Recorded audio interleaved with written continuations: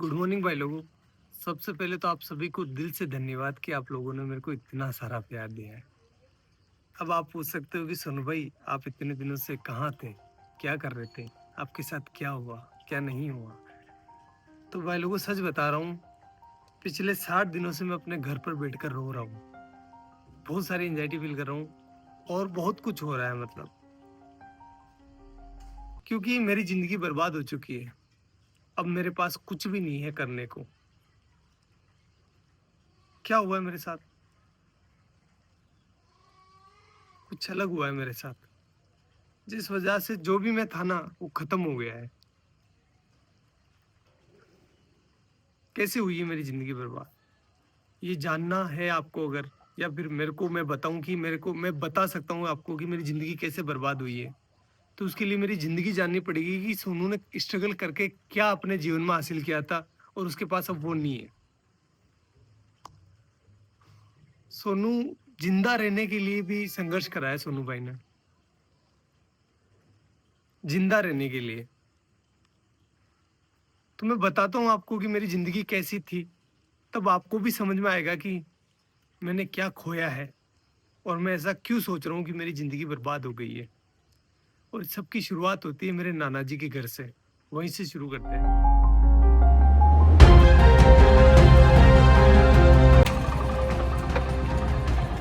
Guys ये है मेरे नाना नानी का घर, जहाँ पर मेरा जन्म हुआ था। चलो अंदर चलकर देखते हैं कौन कौन है।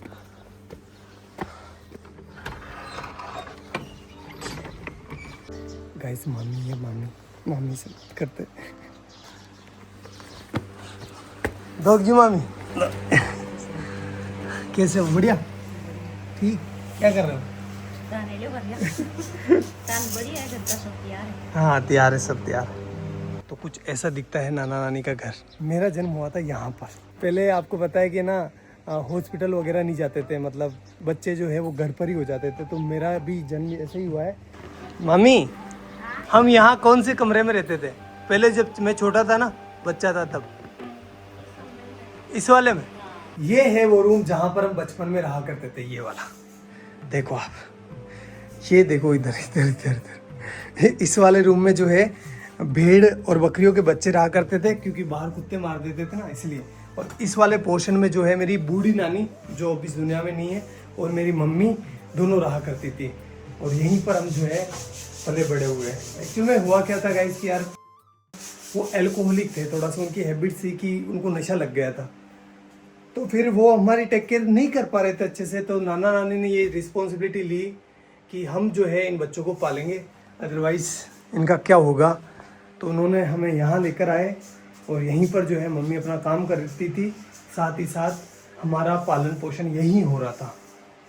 तो मैं एक लाइन बोल सकता हूँ कि अगर मेरे नाना नानी नहीं होते ना, तो आज मैं या फिर मेरे बहन भाई हो सकता है कि इस दुनिया में नहीं होते। गाइस देखो नाना जी का गांव कितना प्यारा है। खैर फिर वो टाइम आया जब हमें ये घर छोड़ना पड़ा, क्योंकि यार गाइस देखो नाना नानी कब तक पालेंगे, उनकी खुद की भी कोई जिम्मेदारी है, इसलिए फिर हमें यहाँ से जाना पड़ा। चलो अपन भी चलते हैं, लेकिन उससे आशीर्वाद ले लेते हैं। चलो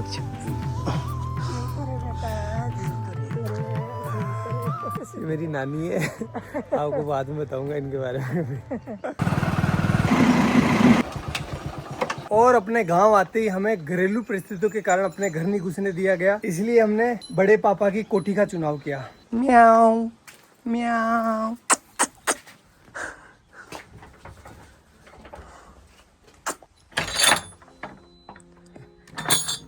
तो भाई लोगों ये है हमारी कोठी, जहां पर हम 2 साल रुके थे। तो अगर मैं अपने 2 हाथ फैलाऊं ना, इतना ही डिस्टेंस है, ज्यादा नहीं है, इतनी ही इसकी लंबाई है और इतनी ही इसकी चौड़ाई है।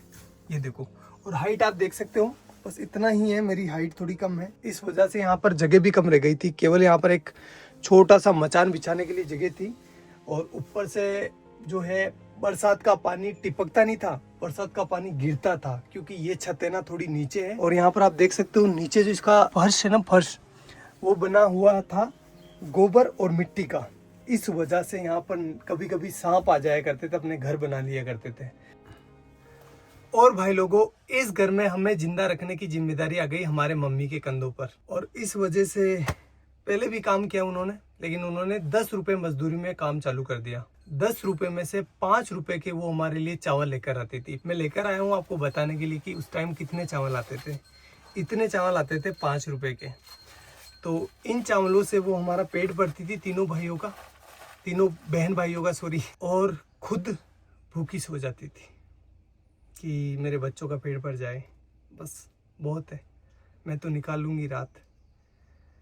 और हम ना समझते उस टाइम, तो हम नहीं समझ पा रहे थे कि हमारी माँ जो है वो भूखी सो रही है।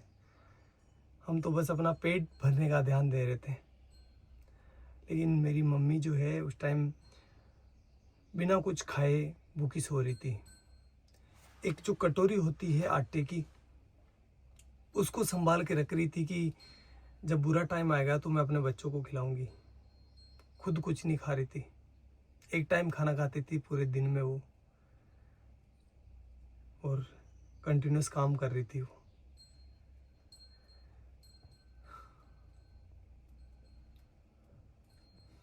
और ये सारी चीज़ें हम बच्चे नहीं समझ पा रहे थे, हमारा माइंड उतना डेवलप नहीं था कि हम ये इतनी भारी चीज़ें समझ पाए। हम तो अपना पेट भरते, खेलते और अच्छे थे। मम्मी को ही पता है कि वो हमें कैसे जिंदा रख रही है। मदर इंडिया, यही तो मदर इंडिया है। सारे दुख खुद रख लेती है और अपने बच्चों तक किसी भी प्रकार की प्रॉब्लम्स नहीं पहुंचने देती है। बापड़ी कोई का लोन भी मांग बनगी दान की जाती कड़ू काही माती गणा दोरा तेरा पड़िया। हाँ तेन गणा दोरा पड़िया रे भाई थारी मात तो सब्जी बेचती, लेडीज रहती, भाई दौड़ाती, तेन खुआती, बा भूखी रहती, भाई मार ससुरी भूखा। तना दूध पाइयो, तेन रोटी खुआई, गनी दोरी कमा कमारा, तमात का दान की जाती। हाँ ते भरा का केवन के ते बली दूध ने भरे क्यों, मैं ते दिए किस कोई केव गणा दोरा पहले तो बा। और भाई लोगों, इस वाली छत की ना एक स्पेशल कहानी है, बताता हूँ मैं आपको। छत पर मैं, मेरा भाई और मेरी बहन बैठे थे शाम को, और हम राह देख रहे थे कि हमारे लिए कोई खाना लेकर आएगा, क्योंकि हमारी मम्मी जो थी वो गांव चली गई थी किसी कारणवश, तो हमारे लिए खाना नहीं बना था उस टाइम। कोई भी खाना लेकर नहीं आया और हम तीनों बहन भाई भूखे ही सोए। यही जगह थी वो, सेम टू सेम। एक बात बताऊँ आपको, जब आप भूखे होते हैं ना तो आपको अच्छे से नींद नहीं आती। रेख कर देख लेना एक बार। चलो मैं आपको अपनी बहन से मिलवाता हूँ। अगर भाई नहीं होता अपना तो अपन आज क्या होते हैं, कहाँ पर होते हैं? कुछ भी नहीं होते हैं, कुछ भी वजूद नहीं होता हमारा। जिंदा होते? नहीं हैं? नहीं। भाई ने क्या किया अपने लिए? बहुत मेहनत की, बहुत हमें शिक्षित किया। बड़े भाई ने हमें सब कुछ सिखाया, सब कुछ दिया। गाइस बात है 2008 की, जब मेरा बड़ा वाला भाई इस पीछे वाले स्कूल में पढ़ाई करता था। उस टाइम हुआ क्या था, कुछ शरारती बच्चों ने स्कूल की घंटी जो बेल होती है उसको छुपा लिया था, और उसका सारा इल्जाम मेरे भाई पर लग गया। भाई को स्कूल से सस्पेंड कर दिया गया। देन हमने जैसे तैसे कर करा के भाई का एडमिशन जो है वो बाहर की स्कूल में करवा दिया, जहाँ पर वो कुछ किराया देकर स्कूल चला जाता था। 2 रुपये लगते थे शायद उस टाइम किराए के, या 1 रुपया लगता था, आई डोंट नो फुली। फिर कुछ समय बीता, उसके बाद मैंने और मेरी बहन ने 5वीं क्लास पास कर ली, और हम जब 6ठी क्लास में यहाँ पर एडमिशन लेने आए तो हमें बोला गया कि आपके भाई ने जो घंटी छुपाई थी उसको जो है आपको भरना पड़ेगा, अदरवाइज़ आपका एडमिशन नहीं होगा। तो उस टाइम 350 रुपये, 360 रुपये जो है उस घंटी के देने थे। 1 महीने से ज़्यादा टाइम लग गया 360 रुपये का जुगाड़ करते करते, इसलिए उस साल हमारा एडमिशन नहीं हो पाया और यहाँ पर जो है एडमिशन बंद हो गए।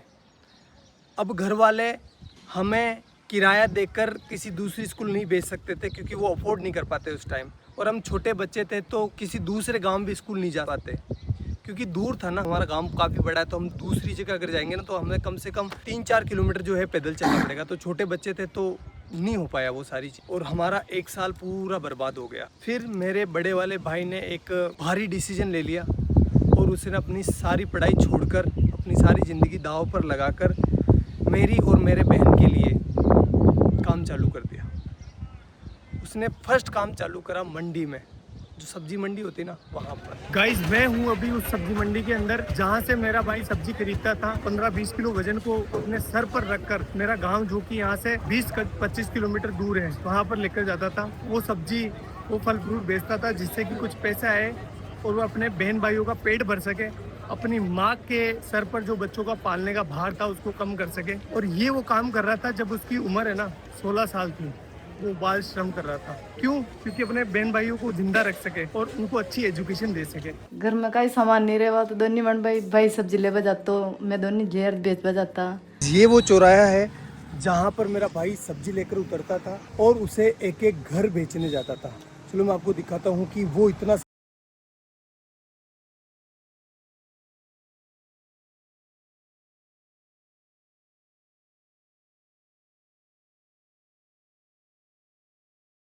सर पर रखकर इन घरों में घूम घूम कर सब्जियां बेचता था। इस काम में कुछ लोग पैसे नहीं देते थे, मतलब सब्जियां उधार ले लेते थे और फिर बोलते थे कल ले लेना, परसों ले लेना। भाई लोगों एक बार की बात है, सामने जो पाबूजी महाराज का मंदिर दिखाई दे रहा है ना, उनके बारे में मैं ऐसा बताया गया, जो लड़के बैठे होते हैं ना चौराहे पर, बदमाश नहीं बदमोश उन्होंने ऐसा बोला कि मेला है पाबूजी महाराज का, तो इस दिन इस डेट को पाबूजी महाराज का मेला है, तो तुम अपनी सब्जियां और फल फ्रूट लेकर आ जाना यहाँ पर। तो हमने सोचा अच्छा है कि हमारा जो है फल फ्रूट बिक जाएगा और हमारा कुछ बेनिफिट हो जाएगा। हम आए तीनों बहन भाई, तो यहाँ पर आकर देखा तो कोई मिला नहीं था और उन्होंने थोड़े से हमसे फल फ्रूट ले लिए और हमको डरा धमका के भगा दिया। तो एट द एंड धंधा जो है वो इतना अच्छा चल नहीं रहा था, इसलिए उस काम को भी हमें छोड़ना पड़ा। हमें नहीं, मतलब भाई को छोड़ना पड़ा।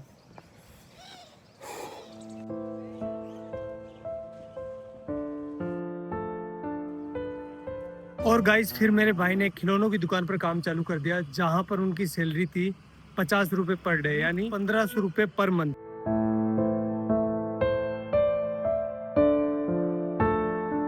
एक महीने बाद जब भाई की सैलरी आई तो उसने लगभग आधा भाग यानी 700 रुपए के आसपास मेरे और मेरी बहन के लिए बुक्स लेने में खर्च कर दिया, जबकि खुद काम पर फटे हुए कपड़े पहनकर जा रहा था। वो चाहता तो अपने लिए कपड़े ले सकता था ना, लेकिन नहीं लिए उसने। लेकिन हम खुश थे। क्यों खुश थे? क्योंकि पहली बार रजिस्टर आया था, पहली बार हेल्प बुक आई थी। अब हमारे भी अच्छे दोस्त बनेंगे। यार बुक्स अच्छी आती है तो दोस्त आते ही है ना, भाई तेरी हेल्प बुक दे दे। तो हमारा कॉन्फिडेंस है ना सीधा आसमान चला गया।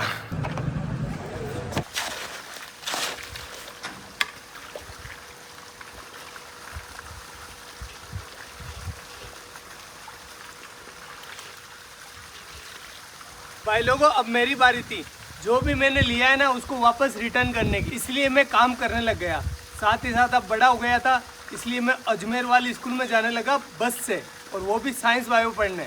तो बताता हूँ मैं आपको ये मैंने कैसे किया। गाइस ये जो सामने सीमेंट की फैक्ट्री देख रहे हो ना, इसकी दीवार बनाई है ये वाली। ये गाइस ये मैंने अपने हाथों से डलवाई है। अब तो खराब भी होने लग गई। बताओ ये भाग भाग सोनू भाग भाग भाग भाग। गाइस अब तो मैं भाग भी नहीं पा रहा हूँ। पहले ना इतना दूर, लगभग ये होगा 600 मीटर दूर, एक पूरा सीमेंट का कट्टा जो कि 50 kg वेट का, यहाँ पर पटक कर अपने कंधे पर, और एक साइड जो है ना वो चिमनी लगी हुई है, वहाँ से लेकर उस वाले कोने से जहाँ से अपन आए थे ना वहाँ पर लेकर जाता था। अरे भगवान, इसका ठेकेदार इतना खड़ूस था। जब मैं बोलता था ना, मैं छोटा था तो दर्द तो होता है यार, 50 किलो का कट्टा लेकर जाता था तो पेन हो रहा था मेरे को। तो मैंने बोला सर कि मेरे से ना ये लेकर नहीं जा पा रहा हूँ मैं इसको। तो बोला कि काम पर क्यों आया है, पैसे किस बात के मिलेंगे, ऐसे बोलते थे। करना पड़ता था भाई। तो ये वाला काम तो मेरे को ज़िंदगी भर याद रहेगा, क्योंकि वो सीमेंट के कट्टों ने मेरी रीढ़ की हड्डी में प्रॉब्लम कर दी। गाइज ये जो आप बिल्डिंग देख रहे हो ना, ये हमने बनाई है एक मजदूर के तौर पर। और गाइज ये वाली जो टंकी आपको दिखाई दे रही है, ये बनवाई है। हाँ, ये जो दीवार आप देख रहे हो ना, ये सब कुछ। भाई लोगों, भैंस चराते टाइम बायोलॉजी पढ़ने का मजा ही कुछ अलग होता है, क्योंकि एग्जाम्पल यहाँ पर सामने होते हैं। जब एक बगुला है ना भैंस के आसपास होता है तो उसका मतलब ये है कि वो सेब पोचिता कर रहा है। क्योंकि आप देख सकते हो जहाँ पर भैंसें चर रही है ना, उसके पास एक बुगला है। ये देखो बुगला है। क्योंकि जब भैंस चारा खाती है ना, तो चारा हिलने की वजह से उसके अंदर जो कीड़े होते हैं वो बाहर निकल जाते हैं, और ये बुगला उनको खाकर पेट भर लेता है। ये दो जीवों का एक संबंध है, जिसमें एक को कोई भी घाटा नहीं होता और दूसरे को फायदा हो जाता है। प्रेरित धाराओं से उत्पन्न होने वाले चुंबकीय क्षेत्र का मान सदैव इस प्रकार होता है कि वो उन कारणों का विरोध करता है जिसके कारण इसकी स्वयं की उत्पत्ति हुई है। डब डब डब डब जा।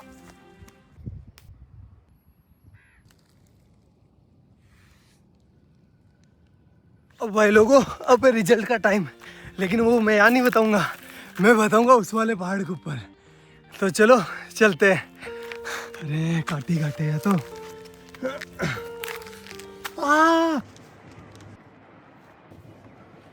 अब भाई लोगों, मेरा आ गया 12th का रिजल्ट। परसेंटेज तो कम ही बना है, फिर भी मैं आपको बता देता हूँ। ये देखो 77%, जिसमें से केमिस्ट्री में आए 93 डिक्टेशन और फिजिक्स में आए हैं 87 डिक्टेशन। भाई लोगों, ये मेरे परसेंटेज नहीं है, ये लेकर आया मेरे जीवन में कॉन्फिडेंस। अभी तक भी मेरे जीवन में कोई हार्ड काम आता है ना, तो मेरे को अंदर से आवाज़ होती है कि तू कर लेगा, डर मत, तू कर लेगा। लेकिन इस बार है ना,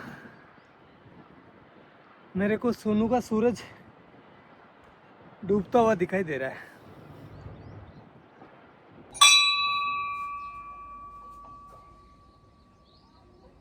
भाई लोगों, अब मैं टीचर बन चुका था, चलो क्लास लेकर आते हैं। हाइजेनबर्ग का अनसर्टेनिटी प्रिंसिपल, जिसके बारे में अपन बात करने वाले हैं, ठीक है। चलो बताओ कहाँ पर जाकर गिरेगा। कि जब एक मार्कर मेरे हाथ से निकला ना, तो ऑटोमेटिकली आपकी नजर जो है मार्कर के ऊपर होती हुई आपको पता चल गया कि मार्कर कहाँ जा रहा है। इसकी पोजीशन पहले ये कहाँ पर है वो पता है, और इसकी स्पीड पता है, और ये किस डायरेक्शन में जा रहा है पता है, तो अपन इसका पाथ डिसाइड कर सकते हैं। एक इलेक्ट्रॉन को ये वरदान दिया है, भगवान ने ऐसा हाथ रखा, जा बेटा जा, इस दुनिया में जा, और तेरी है ना कोई इंसान एक टाइम पर ना तो तेरी पोजीशन मतलब दोनों का एक साथ पता नहीं कर सकता। फिर ऐसे करते करते मैं टीचर बन गया, और मेरे पास बहुत काम था। 3-4 कोचिंग ऑफलाइन जाता था, 1-2 ऑनलाइन थी, मतलब मस्त। और जो भी चीज़ें मैंने अपने परिवार के लिए सोची थी, भाई के लिए, मम्मी के लिए, वो मैं कर रहा था अच्छे से, कोई दिक्कत नहीं थी। उसी टाइम मेरे पास आया भैया का कॉल सीधा टीम से भैया का कॉल। इतना खुश हो गया था मैं यार, भैया का, इतने बड़े आदमी का कॉल डायरेक्ट आया था मेरे पास। तो फिर भैया का कॉल आया, और भैया ने बोला मेरे को, सोनू यार हमारे यहाँ पर है ना एक साइंस की लड़के की डिमांड है, तो तू आ सकता है क्या। मैंने बोला ठीक है भैया, मैं कर लूँगा, कोई दिक्कत नहीं है। तो फिर मैंने वहाँ पर मतलब ऑफिस में पार्ट टाइम जॉब चालू कर दिया। 2-3 घंटे के लिए जाता था, केमिस्ट्री से रिलेटेड और फिजिक्स से रिलेटेड, मतलब ऑल ओवर साइंस का काम मैं संभालने लगा। और ऐसे करते करते करते करते 2 महीने निकले। 2 महीने के बाद भैया ने आगे से बोला मेरे को कि सोनू तो ऐसा कर, फुल डे ज्वाइन कर ले, सारा दिन काम कर, और पॉसिबल है तो कर ले।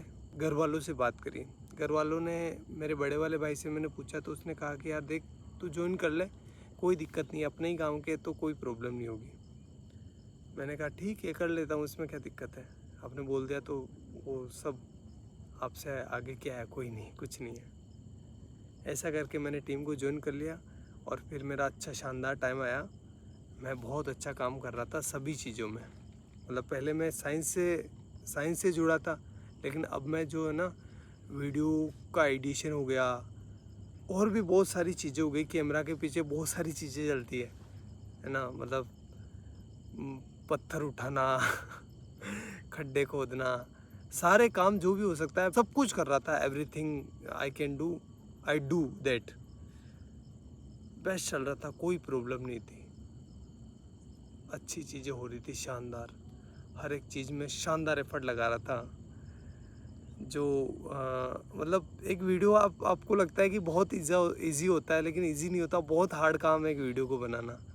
जैसे एग्जांपल के तौर पर मैं बोलूँ तो जो बनाना है ना, बनाना से पोटेशियम निकाला था, आपको याद होगा, वो 20-23 मिनट की वीडियो थी, अच्छी भी चली थी वो वीडियो। उस वीडियो को मैं संभाल रहा था पीछे, उसका सारा केमिस्ट्री मैं संभाल रहा था। उस वीडियो को गाइस शूट करते करते 2 से 3 महीने निकल गए, इतना एफर्ट लगाया इस पर, और वीडियो चली भी सही, आपका प्यार भी दिखा उसमें। तो ये तो एक एग्जांपल है, बाकी बहुत सारे काम किए, जैसे डायमंड वाला, और भी बहुत सारे साइंस के सारे प्रोजेक्ट थे ना, वो मैं हैंडल करता था बिहाइंड द कैमरा, और चीज़ें अच्छी चल रही थी, मतलब कोई दिक्कत नहीं था, सब कुछ शानदार था। मैं सारे कंपनी के रूल एंड रेगुलेशंस फॉलो कर रहा था, मेरी अटेंडेंस की भी कमी नहीं थी, हर एक चीज़ बेस्ट थी। और मैं भैया की इतनी रेस्पेक्ट करता हूँ, आज भी करता हूँ, कि भैया के सामने कभी ऐसा टाइम था मैं चेयर पर नहीं बैठता था। मतलब मुझे लगता था कि नहीं, मेरी औकात नहीं इनके बराबर बैठने की। और आज तक मैं उनसे हैंडशेक नहीं करता। जब भी वो कुछ अच्छी चीज़ करते ना तो वो हैंडशेक करते थे। मैंने मतलब मेरा ऐसा था कि नहीं यार, भैया से हैंडशेक कैसे कर सकते हैं अपन। मैं उनके पैर छूता था, इतनी इस लेवल पर रेस्पेक्ट कर रहा था मैं। सब कुछ चीज़ें शानदार चल रही थी, कोई भी प्रॉब्लम नहीं थी किसी भी प्रकार से। अभी 2-3 महीने पहले ही मेरे साथ कुछ ऐसा हुआ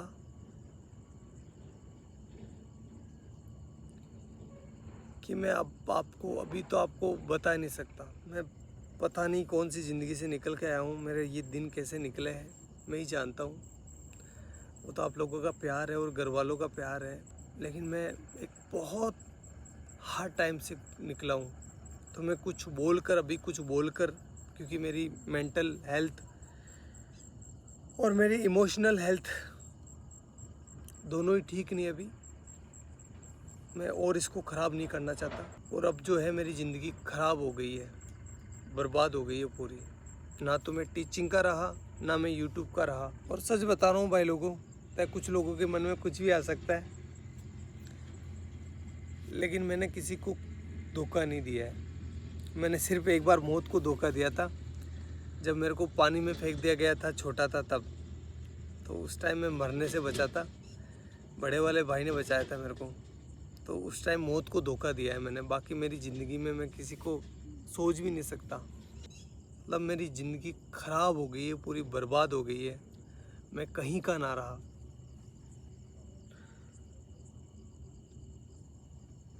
लेकिन घर वालों को वो चीज़ें नहीं दिखा सकता मैं। वो मेरी वजह से परेशान हो रहे थे, और आगे से मैं रहूँगा भी नहीं। ना तो आपके सामने रहूँगा, ना घर वालों के सामने रहूँगा। और साल भर तक मैं ट्राई करूँगा, अगर मेरे से ये हो जाता तो ठीक, अदरवाइज़ मैं जो है वापस अपने एजुकेशन फील्ड में चला जाऊँगा। और साथ ही जो है अपनी एजुकेशन को भी सुधारूँगा। और साथ ही ये करके देखना पड़ेगा, सिचुएशन ऐसी हो गई है कि मेरे को करना पड़ेगा, क्योंकि मैं क्या करूँगा अब। और आगे आने वाले टाइम में बताऊँगा मैं आपको कि मेरे साथ क्या हुआ है, लेकिन अभी मेरे को माफ़ करना, मैं नहीं बता सकता। मैं वापस वो डार्क टाइम नहीं देखना चाहता। आगे जाकर बताऊँगा, मैं पक्का बताऊँगा, लेकिन अभी नहीं। हाथ जोड़कर रिक्वेस्ट है।